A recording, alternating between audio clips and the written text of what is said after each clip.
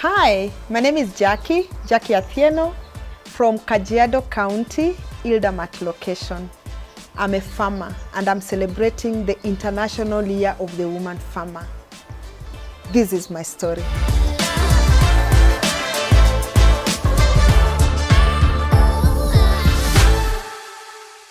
For me, poultry was very familiar. As I mentioned, my mom had a small chicken farm. That time it was not really, I wouldn't call it even a big poultry farm as such. So for me it was familiar, it's something that I'd done before. I'd seen it work. And then also the startup. So for instance, I started with just about 4 chicks and 1 cock. So with that, I was able to raise them to a level that, gradually, to start laying. But I also realized that at some point they were not really giving me the desired outcome. So through one of my workers who is locally from here, I was able to get many other, local varieties, chicken varieties from here. And actually from just below 10, I've grown to have about, on average, I would say 400 chicken in my poultry farm. So in terms of startup, it's easy to start, even with just 2 chicken, like 2 hens and 1 cock, you can easily start, and within 3 to 6 months have grown into 20s, 30s, within a very short time. Yeah, but also in terms of, as I said, food security at household level. So I would drive all the way from Nairobi, I come here and I'm like, okay, so what do I go back with? Yeah, so, and the lure in me, of course, I really needed to have, like chicken. So instead of buying them from the market, I just started, producing them at this farm. At that point, it was barely for my own food security and, provisions. With rabbit farming, I was, I think, just below 10 as well, when an aunt moved from a location, like from a town, and came to settle at our place. Yeah, so, just before she got her own permanent place, she lived in my father's place. And she came with some rabbits. And I remember I'd never eaten rabbit meat. So we slaughtered during that time, and I found it very tasty. And then after that, because of technology, social media, I watched quite a number of videos just around rabbit farming, and I thought that is something that I could do. Also, the startup is very easy, and also rabbits produce very fast. So for example, I started with just 4 female rabbits and 1 male. And right now I have about 200, and you see, like, I keep disposing them every 3 to 4 months to the market. So I would say since I started and now, I think I've had more than 1,000 rabbits in this farm. In terms of consumption as well, you find that it's very cheap to raise rabbits because, predominantly they will eat greens. So I use a lot of hay, and, it's easy. And once, you've set up everything in the morning, the feeds cleaned up, that's it. So even if you have a farm worker, you can still utilize them for something else. So first I'll talk about the sourcing of food, chicken feeds, the rabbit pellets. We do that once a month. So every first Saturday of the month, we purchase enough to last us for about 5 to 6 weeks, depending on the number that is current in the farm. In terms of the workers, I have 3 workers. So one is dedicated to the, to the chicken, the poultry, and then the other one is in the rabbits, and then the third one takes the general care of the farm. But also I have beehives, so he's also, and being a local, he understands that very well. So he'll also take care of the beehives. So in terms of just segregation of duties, and then planning well in terms of how we purchase our feeds, because also the cost of transport, you want to just make sure that, you minimize that.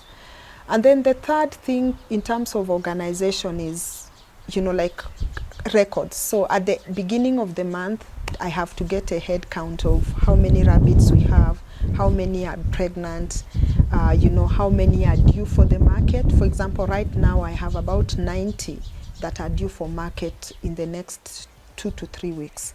So for my own planning and also sourcing for the market. And then I would say the fourth is also, you know, there are also feeds that you will need in between. I have a small black soldier fly farm. So we source for the raw materials for the black soldier fly farm every Wednesday.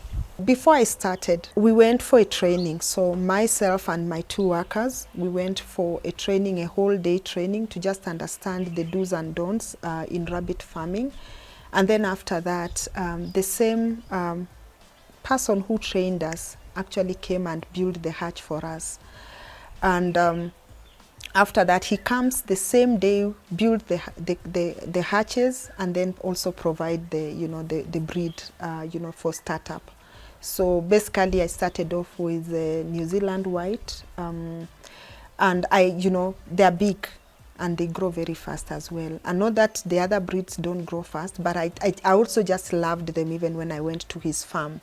One of the challenges at that time was, you know, just the adjustment, because for my worker who handles rabbits, he'd actually never done that. So it took a bit of time to just adjust. And I remember the first 3 months, there were a lot of phone calls with the guy who had sold us the, you know, the rabbits. And then I also realized that when you feed them with, you know, green matter, you know, there's a tendency of constipation, which really affects them. And that we lost a few, especially the young ones.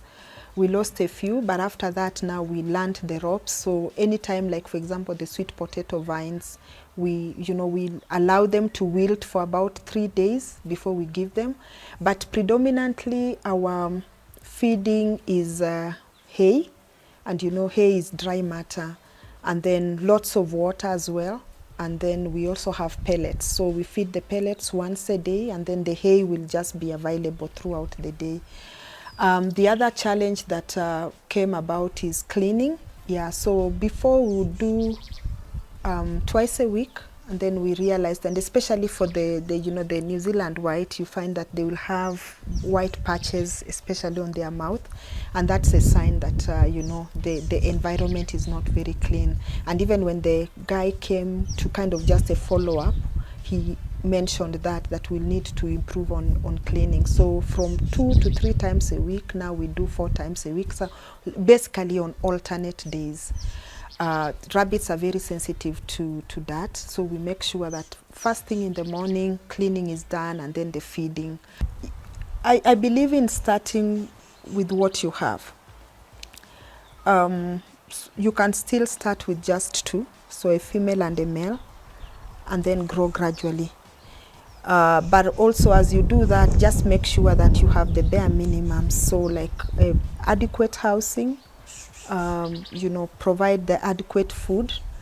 For me, I started with 5, and for, you know, I had my own reasons, because when I was you know, constructing the cage, I did a 12 you know, 12 cages at once, and doing 4 plus 1 male. So the male had its own cage, and then the other female had their own cage, and I made sure that they were served at the same time. So when you know, they gave birth, which is after about 28 to 33 days, after another 1 month, I moved the, you know, the rabbits to the other cages, and after another 1 month, you separate them, so the female and the male. So I had already pictured that in 3 to 4 months, actually all the 12 cages will be occupied. Yeah, so it depends on where somebody is starting, but I think also if you are doing it commercially, I would say minimum 4, like 4, 5, so that within 3 months, because you also want to give yourself time to learn. You know, it's, you know, sometimes textbook and the practical are just 2 worlds apart. So give yourself time to learn, so that you know, by the time you are scaling up, you know, you are very sure on what you are doing. where you are sourcing your feeds. You know, the confidence of even the person who is handling the rabbits has grown, because then they are able to interact with it.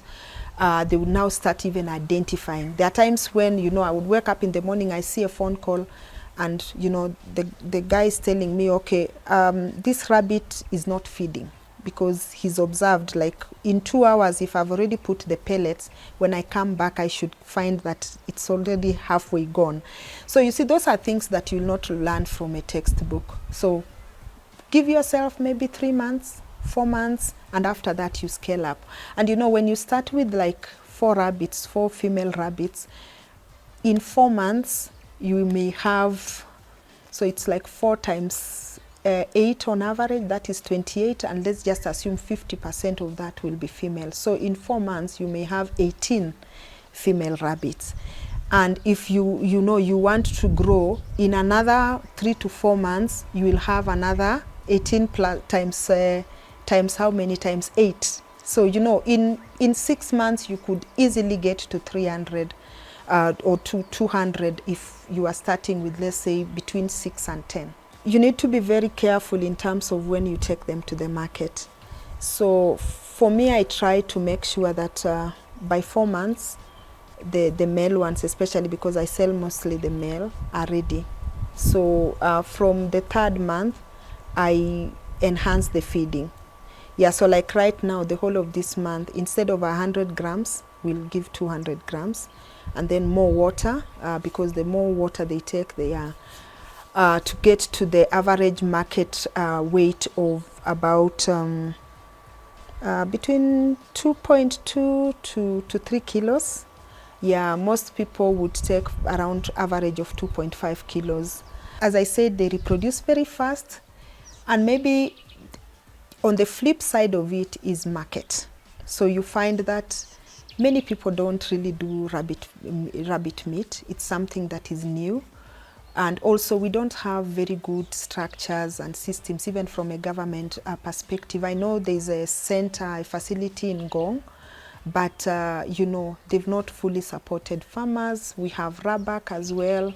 Yeah, that is really trying to make sure that, you know, from a policy perspective, we have clear structures to just make sure that the rabbit farmers are also benefiting from that venture.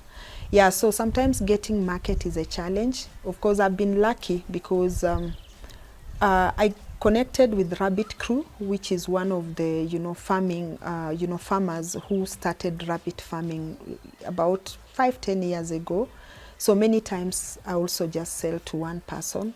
But I also have to make sure that I'm well planned, so that I'm not selling, or when my rabbits are ready, he's already sourced from another market. And, you know, rabbit is not just about the meat, it's also about the manure. And, you know, with the rabbit manure, you don't need to wait it to cure and, you know, take some bit of time before you use it. It's like you have, you know, you get it in the morning and you put it in the farm, and it will still, you know, work as good as, in fact, even better than the other types of manures. And then also we have the rabbit urine, which is also a very good foliar, and then also for biopesticides as well. And especially for me, because I also have the orchard, so I use it quite a lot, in terms of, like, I do sometimes even every week. Yeah, just mixing it with water and then, you know, spraying it. Yeah, so I think for a farmer, you know, there are many things. Yeah, you could be doing it for breeding, which I think for farmers who are doing it, you know, even in terms of the revenue is even higher, because the cost is higher per rabbit. And then also the rabbit manure, you know, supplying to, you know, to farms as well. I remember the first time before I bought about 30 bags from Rabbit Crew, and you see, that even motivated me to say, let me keep my own. And then also there's the rabbit urine, which now goes for about 50 shillings per liter. Yeah. So in terms of the structure, I think for me, when I started with a very simple structure, and I had most of the materials, the leftovers from the construction. So I would say, for me, I started with a 10 by 10, which I think is a few mabatis, and then you get just the normal poles, and then the chicken wire. to start off. And then if it's you know, the free range chicken or the kienyeji chicken, you don't really need to complicate it. You just need to get some stands in, and then you know, you get, you know, it's simple materials for feeding. I didn't even get to, you know, buying the, you know, the feeding troughs and that. I just got some, you know, buckets, you know, containers, cut them off and started off. And then gradually I improved, you know, as I continued to build the better house, I was also stocking in some, you know, good quality feeding materials. So for me, I would say, depending on where you are, get as much local material, locally available materials to reduce your cost. In terms of the chicks, you know, I've done basically the kienyeji ones, so I'm actually now starting on the improved kienyeji, but I was getting for like, for 200, I got them for about 24,000. And in terms of the feeds, the first 2 months, basically fed them on, you know, the crumbs, the starter crumbs. So that's about 18,000 a month. And then after that, now we are getting into the growers, which is more or less the same. But now we are now, you know, supplementing with many other things. So for example, from the 3rd month, we do the broken maize, we do the BSF lava, we do azola from the 4th month.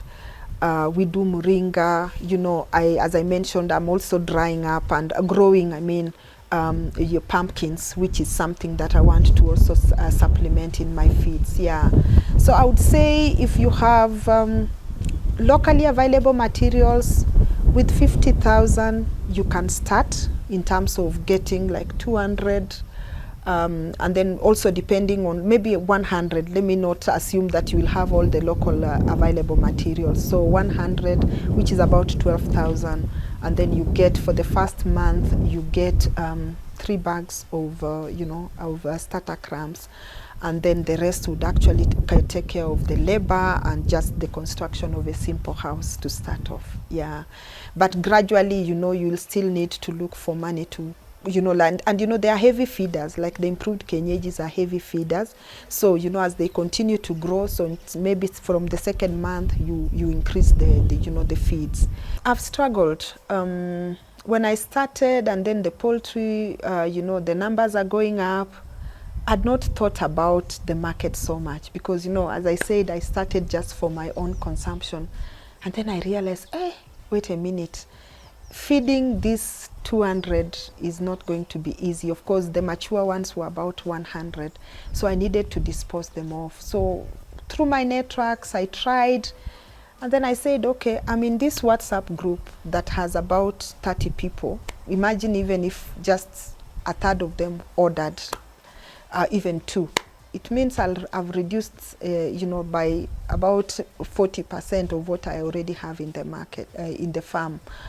And then that became actually my market. Yeah, so friends, and then my neighbors in the court, mainly, and then of course, like people from church as well. Yeah, from time to time they would make orders.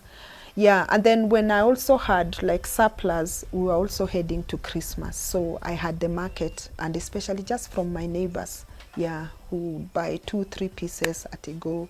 So, you know, you leave the farm, you know, you've like about 20 pieces that you're going to deliver. Yeah, I think for me, the integrated farming was just part of me, because I saw that with my mother. You know, like for example, and you know, with the local chicken back at home, free range, they are in the boma, you know, getting the doo-doos and that. I would see, you know, like when we've harvested maize, after we've shelled off, the shelling is done, you know, the cobs and what is left is just thrown in one area, and the chicken would just be, you know, feeding from that. I would see many times, even when we have an excess of bananas, my mom will just throw them to the, you know, to the chicken. Sometimes she would cut them off and just give them to the, you know, to the cows. Yeah, so it's something that it was just in me. So even when I was starting, I knew that I would want to get to a point where the farm is so integrated that one thing feeds into the other. And that's why I've talked about pawpaw, you know, like pawpaw leaves being part of disease management in poultry. You know, when like I harvest capsicum, and you know, you have the, you know, the ones that are not good for the market, some are even slightly rotten or something, all those goes into the poultry. With the BSF, for example, I have quite a lot of pawpaws at some time. Yeah, like so instead of just letting them rot and thrown, I actually just take them to, you know, to the BSF. You know, when I talk about, you know, losing some chicks, you know, the BSF are just very unique, you know, unique creatures.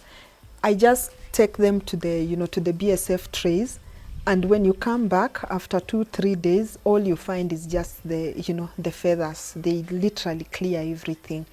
Yeah, so that has really helped me. So, you know, for example, I'm even looking at some of the research, especially in Asia, is using the banana stems for chicken feeds. And that's something that I'm really exploring. How, because I have bananas, I have over 100 stems in the farm. How do I then utilize that after I've cut off the banana? How do I then make the stems useful? Yeah, so for me, it's integration all the way. It's very good when it comes to organic farming as well, because then nothing is wasted, but you are also eating really, you know, getting a byproduct that is very organic. Yeah. From studies, women support food security up to around 80-90%, and especially, let me talk about Africa. But you find that there are limitations to that. And when it comes to farming, one is the land tenure systems are very limiting. So you find that there are very few women who own land. You know, that limited ownership becomes a barrier.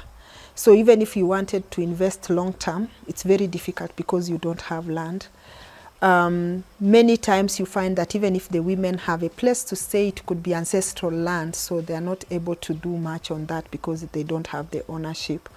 The other thing I would say is access to credit. Yeah, you'd say that, you know, starting, let's say, poultry farming is very easy, but there are many things that if you have to scale, for household level, that's okay, but if you have to scale, you will really need to have finances to scale. And many times you find that many women, especially the rural women, don't have that access to, you know, to credit. Of course, things now have improved. We have financial institutions that are just focusing on women, which is a good thing. But also you find like the table banking, or, you know, now people more focusing on like food security and livelihoods for the women, so which is a plus. I think the other thing is just the way society is structured. So you find that women responsibilities, so you know, I'm taking a woman in the village who has to take care of the children, has to take care of the house. So there's very limited time to scale up in farming. So they would just concentrate on their small kitchen farm, a kitchen farm to just you know, to raise chicken, but alongside some few things that they are growing. I think the other one, I would say sometimes it will be self-sabotage. You find that you're like, okay, I'm just a woman, I might not do this much. Yeah, for me, my encouragement would be start where you are.